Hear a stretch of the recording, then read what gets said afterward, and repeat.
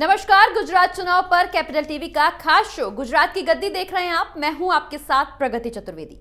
गुजरात विधानसभा चुनाव के पहले चरण के लिए वोटिंग की शुरुआत हो गई है। पहले चरण की 89 विधानसभा सीटों पर मतदान हो रहा है, जिसके लिए 788 प्रत्याशी अपनी किस्मत आजमा रहे हैं।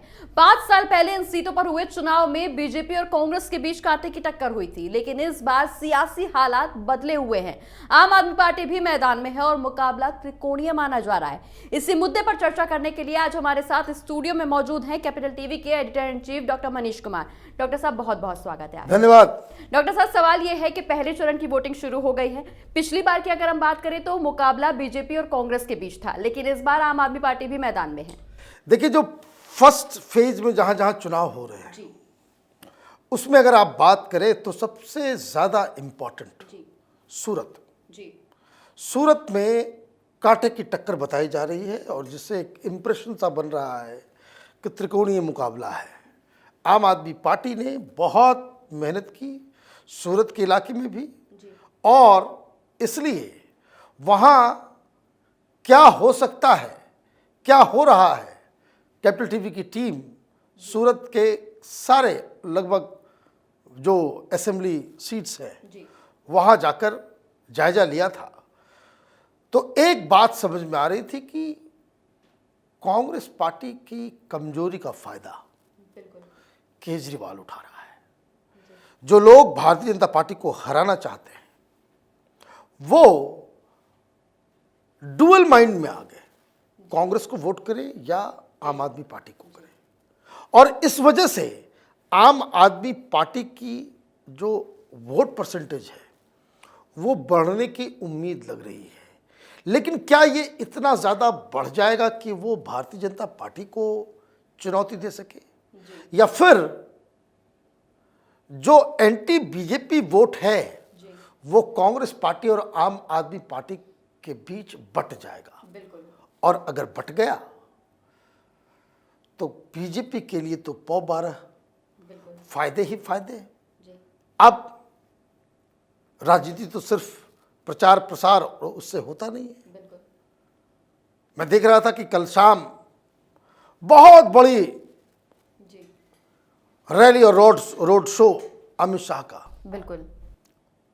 आप सेकेंड फेज के चुनाव में आप कर रहे हैं प्रचार, लेकिन टेलीविजन का युग है, लोग देखते हैं आप क्या कहते हैं, उसको भी सुनते हैं, और आखिरी के 24-25 घंटे में प्रचार इतना इम्पॉर्टेंट होता है कि कौन पार्टी क्या मुद्दा उठा रही है, और एन टाइम पे आप वोटर्स के माइंड पे क्या उसको कहते हैं असर डालना चाहते हैं। अमित शाह इस मामले में बड़े तेज हैं। अमित शाह ने कल क्या किया वो आप देखिए। जनरली वो रोड शो पे चलते हैं तो बाइट्स वगैरह अवॉइड करते हैं, लेकिन कल हर जगह शाम से ही चल रहा है, और गुजरात के जो टेलीविज़न के ऊपर अमित शाह छाए हुए थे। क्या मुद्दा उन्होंने उठाया? उन्होंने तमाम बातों को दरकिनार करते हुए ये जो एंटी रेडिकलाइजेशन सेल जो वो बना रहे हैं उस पे उन्होंने बातचीत की, और ये एक ऐसा मुद्दा है जो पहली बार, और ये मत भूलिए अमित शाह इस देश के गृह मंत्री भी हैं, और उन्होंने गुजरात में ही, और ये समझिए कि हिंदुस्तान की राजनीति में पहली बार इस तरह के सेल बनाने की बात की, जिसको आप कह सकते हैं कि जो रेडिकलाइजेशन का जो प्रोसेस चल रहा है हिंदुस्तान में, चाहे वो जिहाद के नाम पे, चाहे वो पीएफआई कर रहा हो, चाहे जो टेररिस्ट ऑर्गेनाइजेशंस हैं जो विदेश से ऑपरेट करते हैं, अलकायदा, आईएसआईएस, या फिर नक्सलाइट्स हो, वामपंथी हो।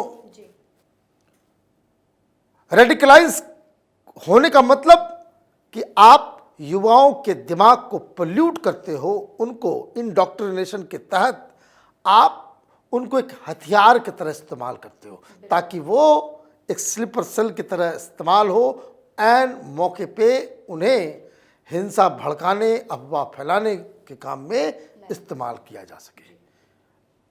जैसे आप एग्जाम्पल देखिए कि वो इंजीनियर आईटी मुंबई का जो हथियार लेकर के गोरखपुर के पीठ में घुस गया था, वो रेडिकलाइज था।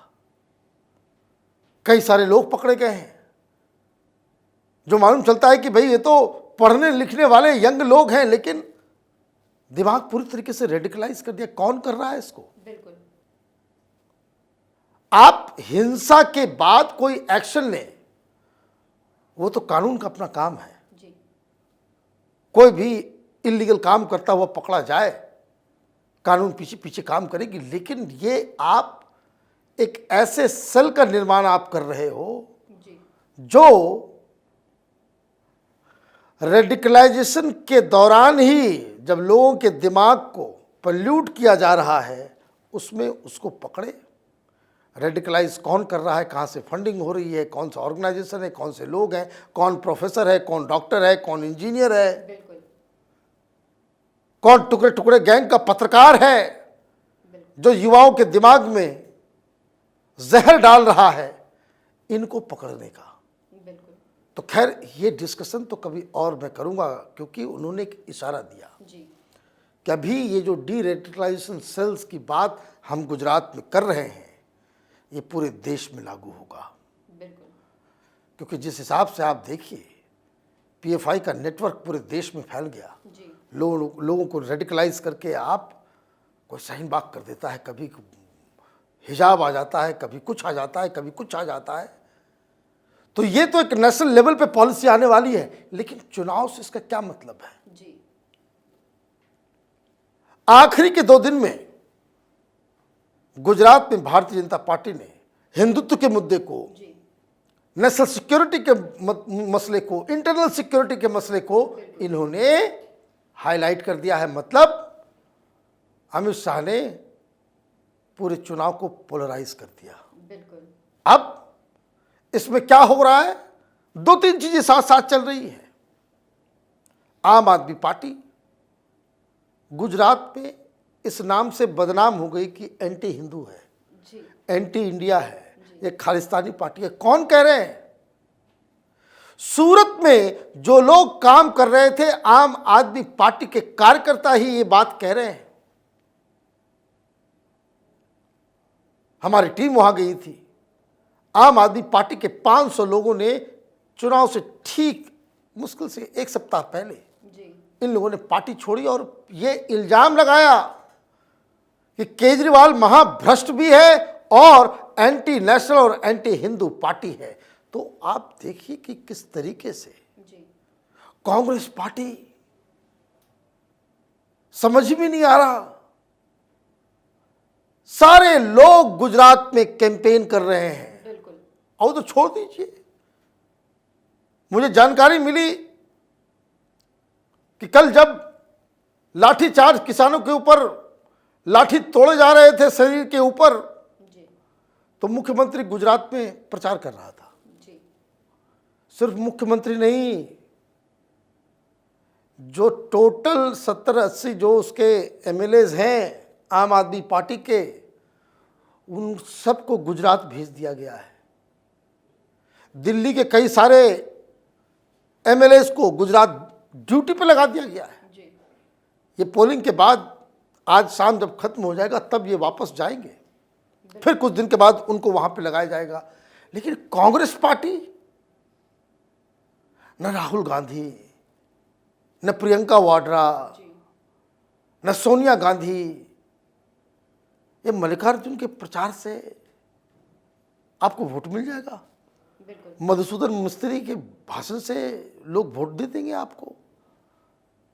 तो कुल मिलाकर के आप ये देखिए कि एक तो भारतीय जनता पार्टी लीड पे चल ही रही है, बिल्कुल।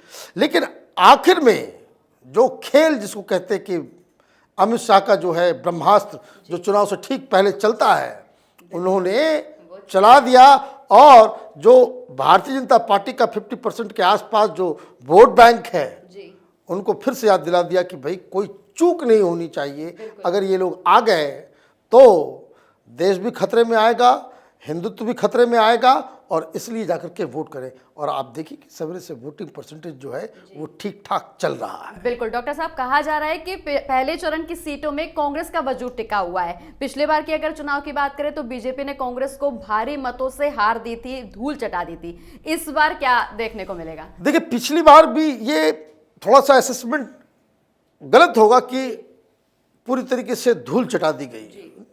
100 का आंकड़ा पार नहीं कर पाई थी बीजेपी। सूरत एक बहुत इंपॉर्टेंट रोल प्ले कर रहा था। क्यों कर रहा था ये भी समझ लीजिए। पिछली बार कांग्रेस पार्टी ने जीएसटी को बहुत बड़ा मुद्दा बनाया था, और इस जीएसटी की वजह से और नोटबंदी की वजह से सूरत के व्यापारियों को बहुत नुकसान पहुंचा था, खास करके कपड़ा व्यापारियों को। और नाराजगी इस कदर थी कि ऐसा लग रहा था कि भारतीय जनता पार्टी की सरकार चली जाएगी। लेकिन जैसा मैंने कहा कि अमित शाह आखिरी में खेल खेलते हैं।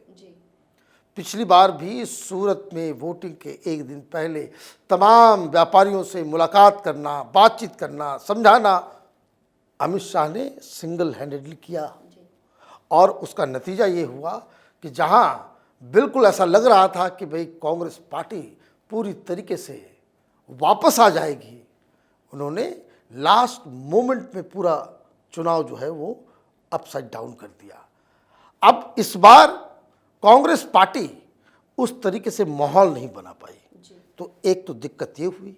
दूसरी चीज़, कांग्रेस के कैंपेनर खत्म हो गए। कांग्रेस जिन चेहरों को लेकर के पिछली बार चुनाव लड़ रही थी वो सब अब भारतीय जनता पार्टी के अंदर आ गए। और आम आदमी पार्टी के साथ सबसे बड़ी दिक्कत कि आपको बाहर से, पंजाब से, दिल्ली से, मध्य प्रदेश से कार्यकर्ता को हायर करके पैसे दे करके आपको सूरत में प्रचार प्रसार करवाना पड़ रहा है।